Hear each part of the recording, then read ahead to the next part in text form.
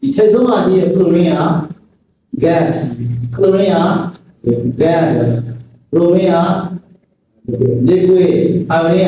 က solid ဒီစလိုက်ရောနာမေချာမှာအပေါ်ကနေအောက်ကိုဆင်းသွားတာ gas liquid solid ဘောအဆုံးမှာဒီအစာလေးက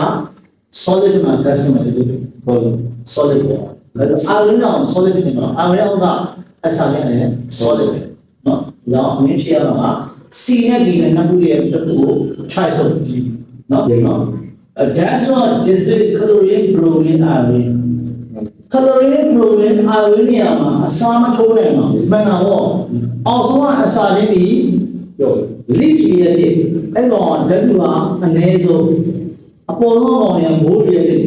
အောက်ကဒီအစာလေးကအပေါ်ကောင်တွေကမှာ display လုပ်ရတာမရဘူးဒါကြောင့်မို့ဒီကောင်ဒီအဲ့ဒါ chlorine bromine iodine မှာ display မလုပ်နိုင်တဲ့အတွက်ဖြစ်ရတယ်ဒီဟုတ်လား